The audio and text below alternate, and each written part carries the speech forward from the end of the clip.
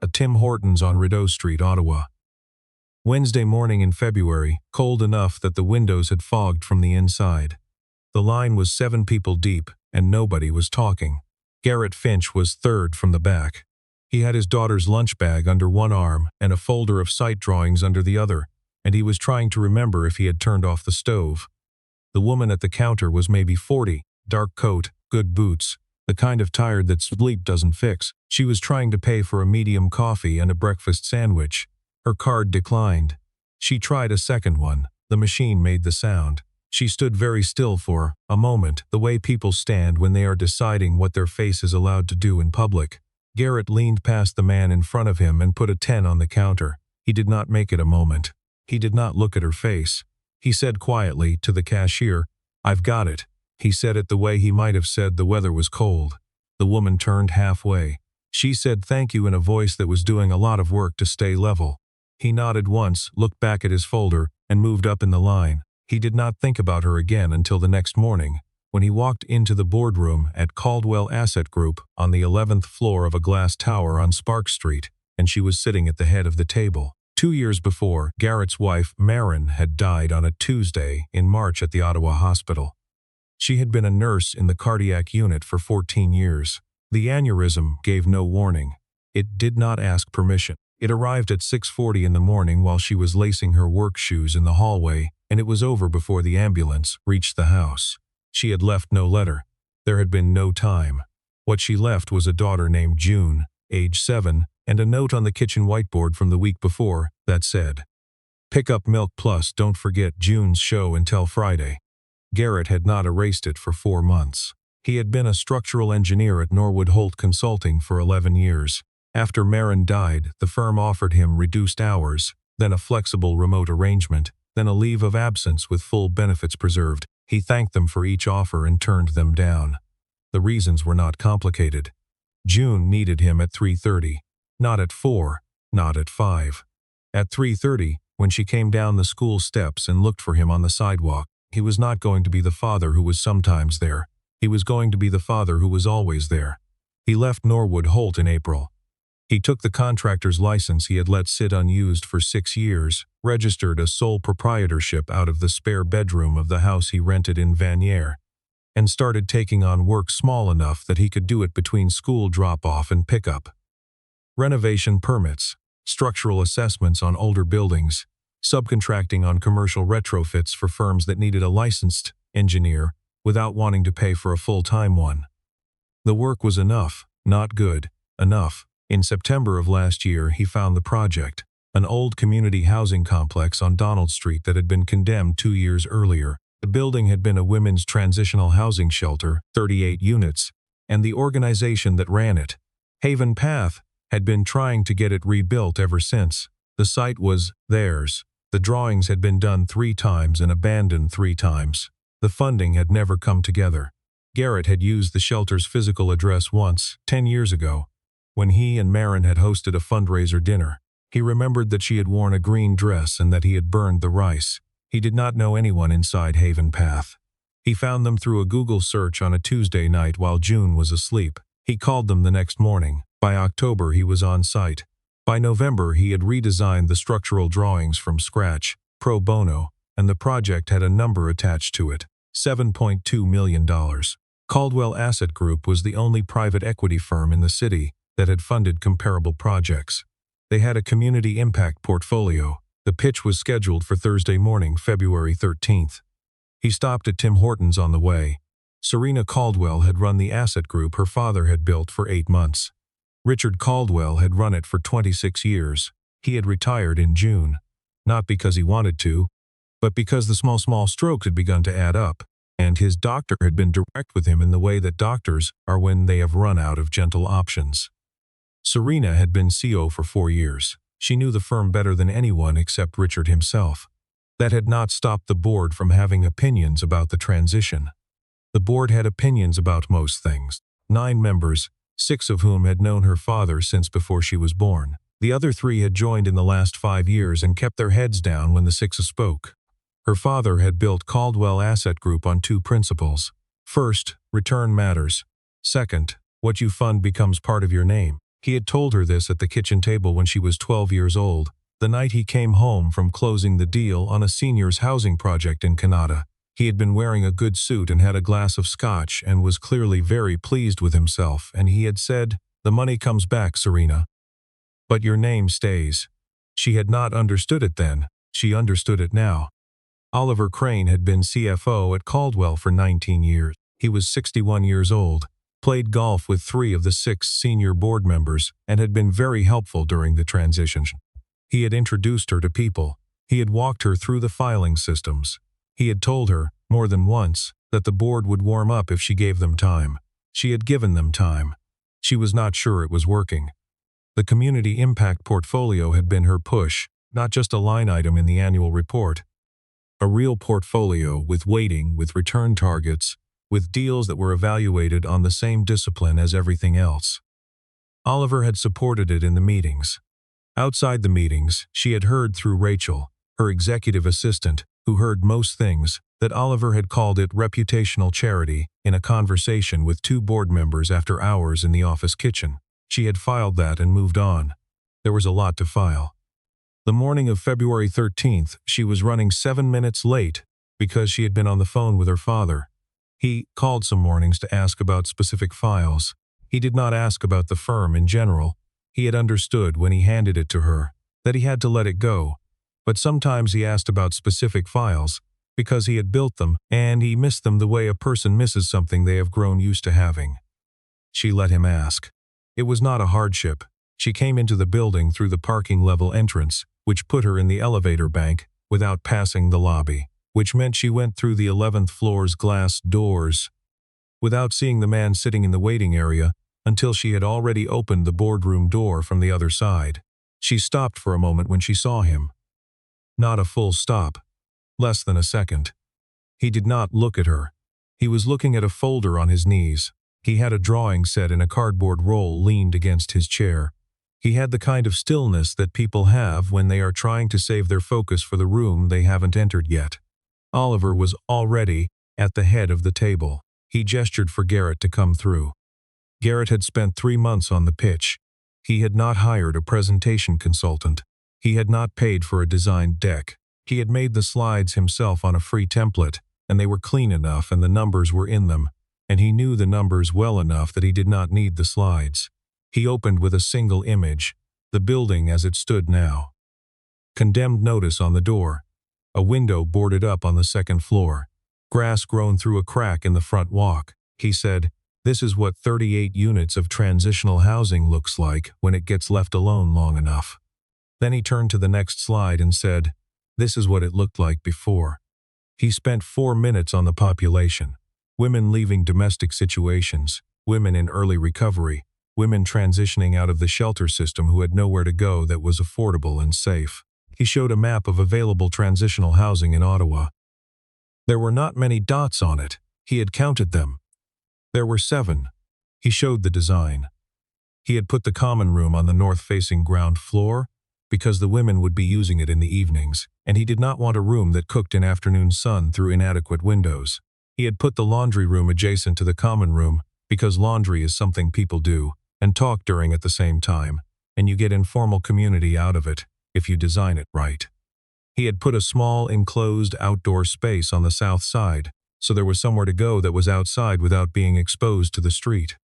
He showed the financials last: construction cost, phase draw schedule, projected operating cost per unit, the Federal Housing Accelerator Fund contribution he had confirmation of in writing, the municipal tax exemption Haven Path already held. The gap was $7.2 million. The return on the equity contribution, structured as a 15-year social impact bond, was 5.9%, he said. "I know 5.9 is not what you usually look for," he said.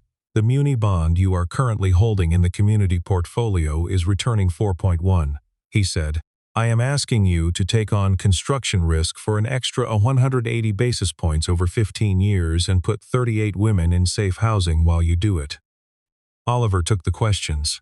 The questions were the kind that were technically reasonable and were actually designed to locate the soft parts of the proposal and press them.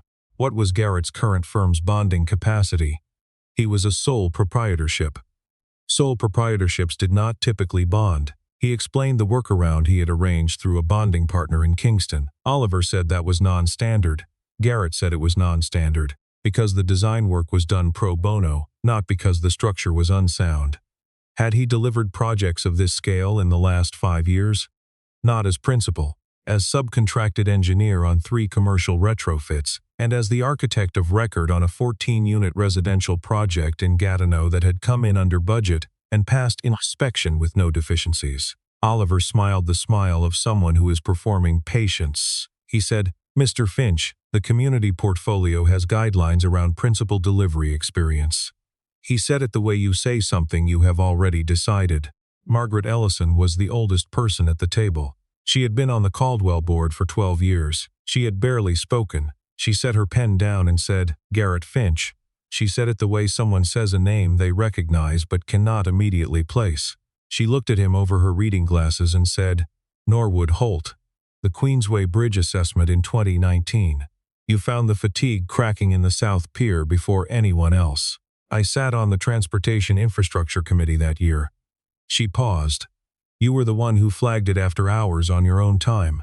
They tried to keep your name out of the press release and the Engineers Association put it back in." The room was quiet. Oliver laughed lightly.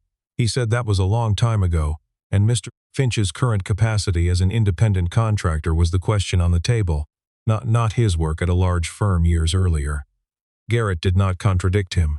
He looked at Ellison and said, "That was a long time ago." He said thank you for remembering. Serena had been listening. She had also been watching Oliver. She had watched his face do something very small and very controlled when Ellison spoke. She had watched it do something else on purpose immediately after. She knew the pitch. She had read it. It had come through the submissions portal 6 weeks earlier, and she had flagged it for the February cycle. What she was looking at now was a version of the pitch that was different from the version in her folder, in ways she could not articulate yet but could feel in her chest. The way you feel a number that is wrong before you find which cell it's in. She signed the rejection letter Oliver's counsel slid across to her. She kept her hand steady. She did not know yet what she was going to do about it. Garrett gathered his materials. He stopped at the door. He turned just enough to address the room without addressing anyone in particular. He said, "Thanks for your time." He said it without performance. Then, quietly, angled toward her chair. "Hope the rest of your week is better than your morning, Miss Caldwell." He walked out. The room cleared. Serena stayed in her chair. On the table in front of her was the rejection folder. She opened the back cover to clip in the signed page. There was something in the back pocket of the folder, a small piece of paper folded. She unfolded it. A drawing, crayon, a building with trees on either side and small figures in the windows and a child's son in the upper right corner. At the bottom in careful printing, "Build it, Dad. June." She looked at it for a long time. The drive back to Vanier took 19 minutes. Garrett parked in the driveway and sat in the truck with the engine off and the heat ticking down. The bank had sent a message while he was in the elevator. He did not open it. He looked at the house, at the light on, in the kitchen he had left on by accident, and he sat there until the cold came through the glass enough to make him get out. June was home because it was a PA day. She was at the kitchen table doing something with pipe cleaners. She looked up when he came in. "How did it go?" He hung up his coat. He had thought about what to say on the drive. He had not come to anything satisfying. "We're still working on it," he said. June was 9. She had understood for 2 years that still working on it was a complete sentence and did not need a follow-up question. She handed him one end of a pipe cleaner chain she was making. He sat down at the table and held his end, and she kept adding links, and for a while that was all that was happening in the house.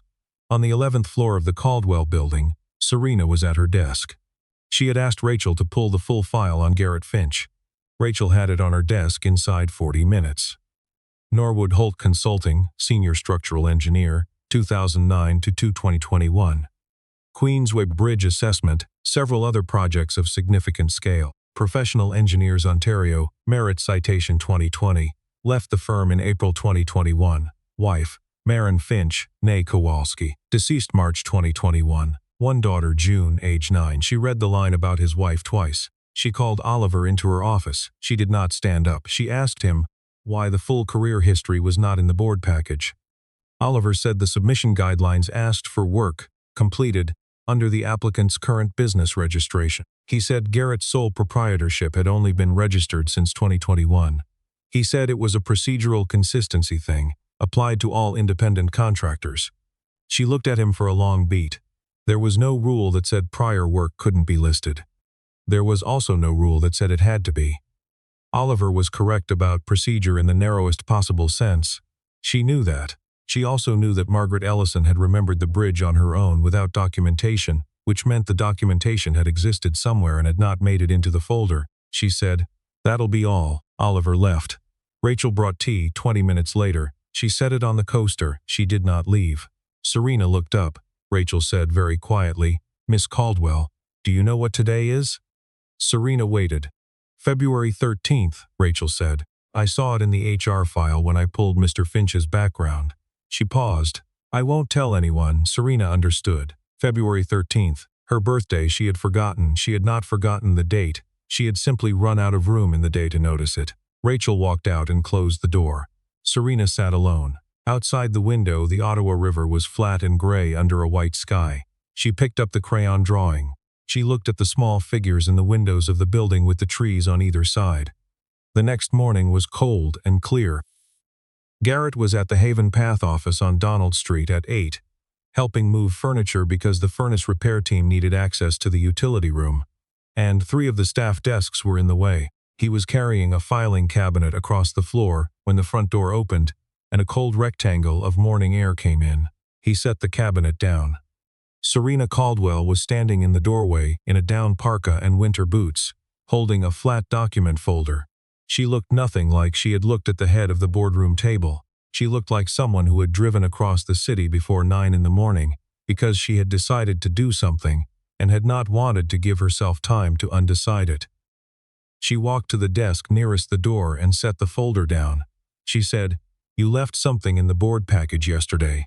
I thought it should come back to you." She slid the crayon drawing across the desk in a clear sleeve. Garrett picked it up. He held it with both hands. The Haven Path coordinator, a woman named Louise, felt the air in the room and found somewhere else to be. She was very good at that. Garrett gestured toward 2 chairs near the window. They sat. Outside, Donald Street was quiet, a city bus moving slowly through residual snow. "Why did you come?" Garrett said. He said it without an edge. He was a man who had spent 2 years not having extra energy for edges. "Because I approved a rejection I didn't actually read," Serena said. She had run that sentence in her head on the drive and decided it was the truest short version. She did not say sorry. She did not perform anything for him. "Tell me about the project," she said. "Not the pitch. Just tell me." He told her about Marin. He told her about the 14 years Marin had spent watching patients come through cardiac who were there partly because of chronic stress that came partly from housing instability, and how Marin had talked about it at the dinner table in the way nurses talk about things they cannot fix at work and cannot stop thinking about at home. He told her about how he had found Haven Path after she died, and how it had felt less like a professional decision and more like something he owed her, though he didn't say it in those words. He said she believed the built environment was either an argument for people's dignity or against it. He said, "I believe that too. I built the laundry rooms the way I did because people talk when they do laundry, and if they're going to talk, the room should feel like it's worth talking in." Serena listened. She did not write anything down. When he finished, she looked at the desk between them for a moment. "I need to look at the real numbers," she said, "not the version I was given." She stood. She put on her coat. At the door she turned once.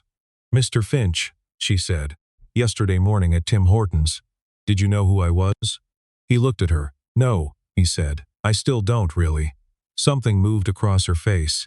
She had not smiled and meant it in 6 months. She walked out into the February cold. Garrett stood at the window and watched her cross Donald Street and get into a dark sedan. He picked up the crayon drawing and held it. Louise came back through the office, carrying nothing, and did not say anything, which was the kindest available response to whatever she had just witnessed from a respectful distance. Saturday afternoon. Snow forecast by evening. Garrett was making soup when the buzzer went. He answered it. It was Serena, he said. 3B. He held the button down. She came up with a folder, and the look of someone who had been thinking about this since Thursday morning and had decided that Saturday was not too soon. He took her coat. The apartment showed itself immediately. It was small enough not to allow for neutral territory. A photograph of Marin on the shelf in the hallway. June's drawings sorted into a folder on the coffee table, with her name on the tab in her own handwriting. A pair of skates by the door in the wrong size, which meant they were June's outgrown ones waiting to go somewhere. He cleared the kitchen table. He brought water. They sat. She opened the folder. The first page was the financial model from the board package. Her handwriting was in the margins in red. Materials estimate is from 2021, Garrett said before she asked. He had not looked at the page. He was looking at her notes. Steel was at a low. If you run it with current Ontario supplier pricing, the cost per square foot goes up by $11, but it brings the contingency reserve into CMHC compliance, which Oliver's model didn't account for. That actually strengthens the federal tranche. She turned the page. The occupancy projection, 62%. Haven Path's current facility runs at 93, Garrett said. There's a waitlist of 41 women. The occupancy assumption in that model would require them to turn people away.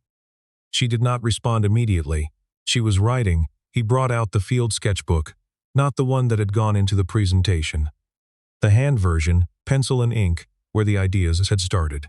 She turned the pages slowly. The common room placement, the laundry rooms, the south courtyard with the low cedar fence so it was enclosed without feeling like it. They worked for 2 hours. He did not perform warmth for her. She did not perform authority for him.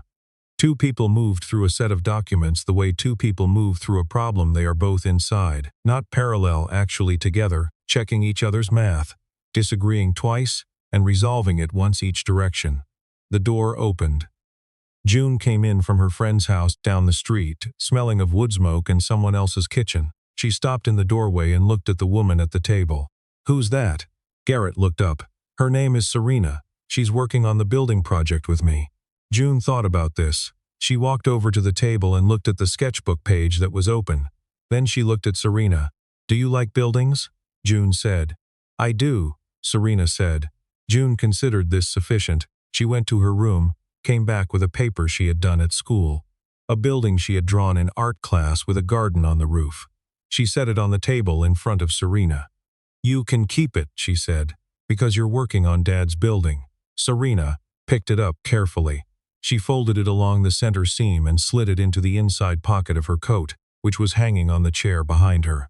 Around 5:30 her phone vibrated on the table. She looked at it. Her face didn't move, but something in her shoulders did. She stood. She put her coat on. At the door she said, "Monday morning. I'll be in touch." Garrett walked her down. He stood on the front step until the car turned the corner. The text had been from Rachel. "Oliver is calling an emergency board session for Monday morning. He's positioning it as a governance review. He has the votes for a confidence motion." She had not let it show upstairs. He would find out tomorrow that she hadn't. Sunday morning was white and very cold, and the Haven Path office didn't open until noon. Garrett was at the kitchen table with coffee and his laptop when someone knocked on the door. Not the buzzer, the actual door. He answered it. A woman stood in the hallway. 40s practical coat, the kind of composed that comes from having made a decision and not reconsidered it. He did not know her. "Mr. Finch," she said. "I'm Rachel Osei. I work for Serena Caldwell. I can't go to her office, and I can't call you from my work phone, and I can't go to her apartment, and I found this address through the Haven Path contractors list." She paused. "I'm sorry to come here. May I come in?" He stepped back. She sat at the kitchen table. He brought water. She set a laptop between them. 3 things, she said. The first was an email thread between Oliver Crane and a developer named Peter Crane, his brother, running from August through January. The thread discussed the Donald Street site. There was a line in one of Peter's replies, "Once the Haven Path bid falls apart, we move on the rezoning." The second was a document comparison, Garrett's original submission financials, with his signature page. Beside it, the version the board had received. 13 numbers had been changed. The occupancy projection had been moved from 92% to 62%. The steel costs had been inflated by 23%. The federal tranche amount had been understated by $400,000. The third was an internal email Oliver had sent to a retired board member in 2019. One line about Garrett Finch. He submitted a public comment against the Le Breton rezoning I was advising on. "Pompous. I haven't forgotten him." Rachel said, Oliver and Peter Crane share the same mother. There's a different last name because Peter uses their father's. Oliver did not disclose the relationship on his conflict of interest declaration. She had already pulled the declaration. It was blank on that line. If I bring this to Serena directly, Oliver will use my security badge log to say she directed the leak. If you bring it to her as an external source, it's a whistleblower disclosure. The legal posture is different. Garrett read each document twice. Then he said, "Why are you doing this?" Rachel looked at the table. "Because she's trying to build something her father built honestly. And because I've watched Oliver smile at her in every meeting for 8 months, and I know what that smile is." She closed the laptop. She stood up. She walked out. Garrett sat for 10 minutes. Then he called Serena. They met at a coffee shop in Westboro, far enough from Spark Street that neither of them was usually there. He handed her the laptop.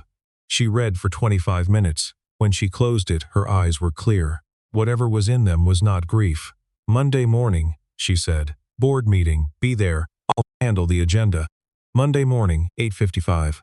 The Caldwell boardroom on the 11th floor, 11 chairs around the walnut table, the Ottawa River pale and flat through the window. Oliver was already there, standing, talking to 2 board members in a way that stopped when the doors opened. Serena came in. Behind her, 2 steps back, came Garrett. Behind Garrett came Margaret Ellison, who had driven downtown on a Monday morning in February without being asked because Serena had called her Saturday night and spoken for 11 minutes, and Ellison had listened without interrupting and then said, "I'll be there." Oliver said, "This is a closed session. Mr. Finch is here as a material witness under Bylaw 6.1, Serena said. She set 3 document sets on the table and slid them to either end. For the next 20 minutes she spoke. She did not raise her voice. She showed the original submission documents beside the altered board version. She identified the 13 changed figures one at a time. She read 2 of the emails between Oliver and Peter Crane aloud, including the sentence about waiting for the Haven Path bid to fall apart. She showed the blank conflict of interest line. She read the 2019 email about Garrett. Oliver interrupted at the 11-minute mark. "These documents were obtained improperly. This is a manufactured crisis by a CEO who is about to face a legitimate confidence review." He looked at the board members he had spoken to before the meeting. He used their first names. He said he and James's father had done business for 20 years. He said Tom knew his record. Tom looked at the documents in front of him and did not look up. Garrett had not spoken. He waited until the room was quiet. He looked at Ellison, not Oliver. "I didn't come here to save the project," he said. "The project either gets built or it doesn't. I came because there are 41 women on Haven Path's wait list, and they deserve to know the truth about why a building that was supposed to house them was killed before it started. That's all." He said nothing else. Ellison set both hands flat on the table.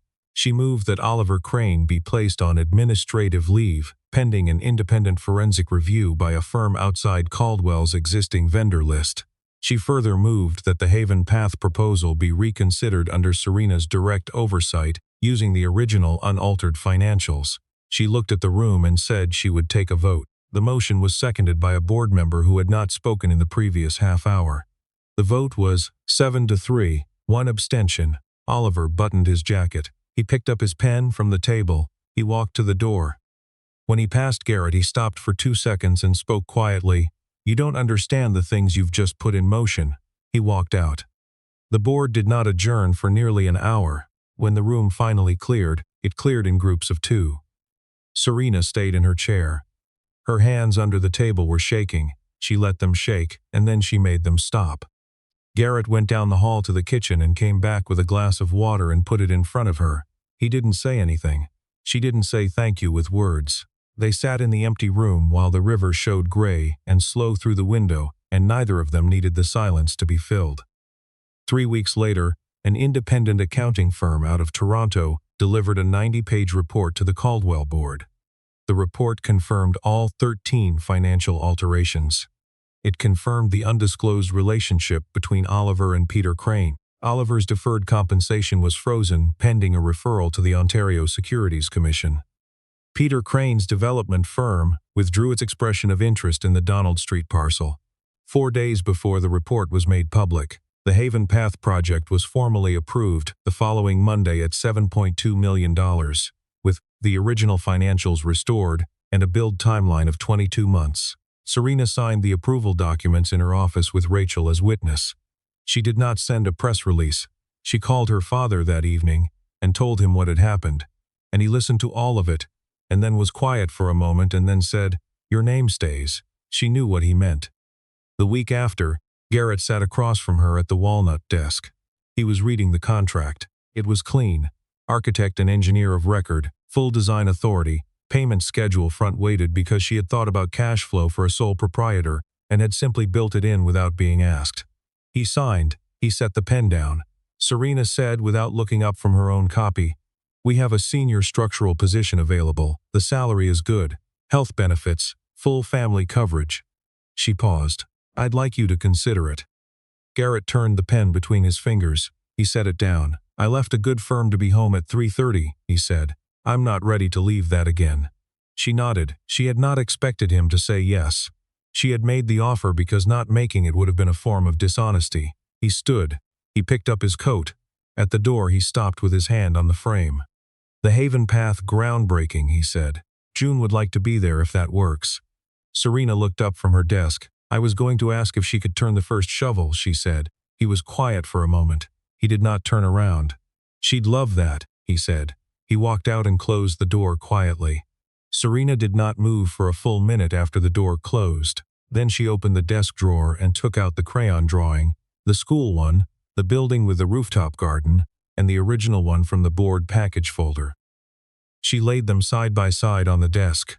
She looked at them for a while. Then she slid them both carefully into the folder, marked Haven Path, approved, and put it in the filing cabinet, and locked the drawer. The groundbreaking was on a Saturday in April, 10 o'clock Donald Street. The morning was cold and bright, the kind of Ottawa spring that cannot decide if it is still winter and keeps both options open.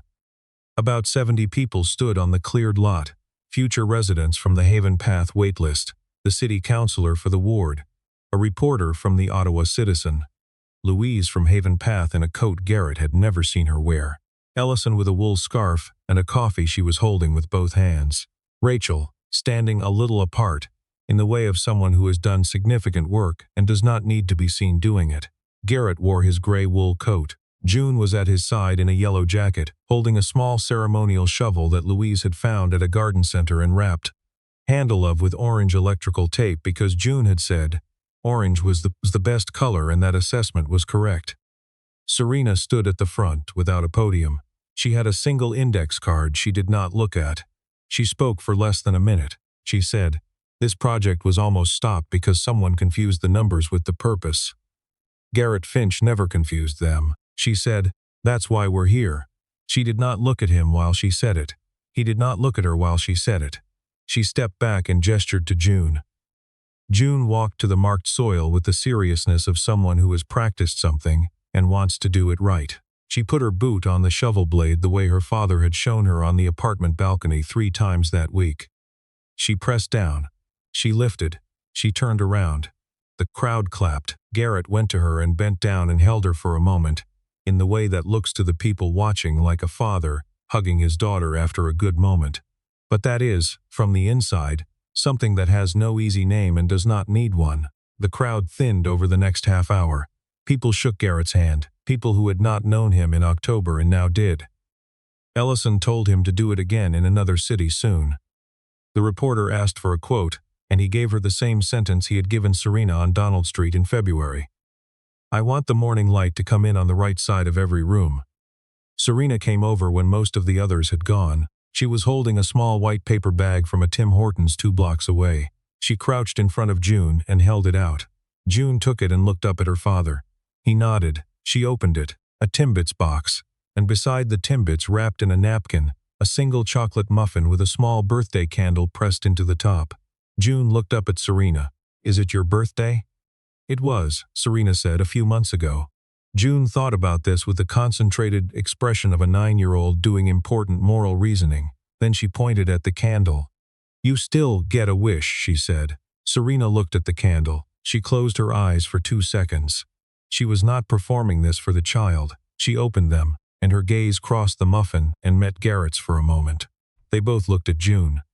The April sun moved off a cloud and came across the lot in the way it does in Ottawa in spring, low and very clean. June was already asking Serena if she had ever been to the Tim Hortons on Bank Street because it had a better drive-through. Serena said she had not evaluated them comparatively. June said she should. 6 months later, the framing on the first building of Haven Pass New Complex stood 26 feet above Donald Street. The bones of the second building were started. A lunch truck had begun parking across the street at noon because the construction crew was a reliable customer. Louise had put a small whiteboard in the front window of the temporary office that showed the unit count. 12 of 38 reserved. The wait list was moving. Garrett was still freelance. The Ottawa Citizen piece had run in March, and his phone had been different since then. 2 affordable housing projects in Hamilton, 1 in Halifax, 1 in Sudbury. He had not given any of them start dates yet. He liked Saturday mornings being Saturday mornings. That Saturday he took June to the Byward Market. They parked on George Street and walked to the Tim Hortons on Rideau. The new awning was up. Louise had told him they had redone the front last month. June went to the counter. She pointed at the case and asked for a chocolate muffin. The cashier reached for one without a candle. June said, "Does it come with a candle?" The cashier said it didn't usually. June considered this. "We'll take it anyway," she said. Garrett put a 10 on the counter. The bell above the door rang. Serena came in. She was in a coat and scarf, her hair damp from outside, and she stopped in the doorway when she saw them. June was already across the floor. Serena bent down and caught her. Garrett picked up the bag with the muffin and walked over and held it out to her. "Happy birthday, Serena." She looked at the bag. She looked at him. "It's not my birthday." "I know," he said. "But I owe you one from February." She took the bag. June had already moved to the table by the window, the same table from February, the one with the view of Rideau Street and the bus stop and the gray February sky. That was now the gray April sky. That was now the thin bright sky of an Ottawa October. June was asking Serena something about whether she preferred window seats or aisle seats on airplanes. Serena sat down and said she had opinions about this. June said good, because she did too. Garrett set a coffee on the table and sat down. The 3 of them stayed for almost an hour. June ate most of the muffin. The conversation moved the way it moves when the people having it are not trying to be anything to each other. At some point, Serena's hand was on the table, and Garrett's was already there. Their fingers didn't hold. They didn't need to. There was just a point where there was no space between them, and neither of them moved to create one. June was telling them about the school fundraiser she was running, something involving a jar of peanut butter and a dare she had made to her teacher. Neither of them interrupted her. The October light came through the window at the low angle it comes at in Ottawa when the year is almost done, and it landed on the table between them, and they both let it. Somewhere in a locked drawer on the 11th floor of the Caldwell building, filed under Haven Path. Approved, there were 2 crayon drawings, one of a building with trees, one of a building with a garden on the roof. Both were folded carefully. Neither had been put there by accident. That was the part that made it real.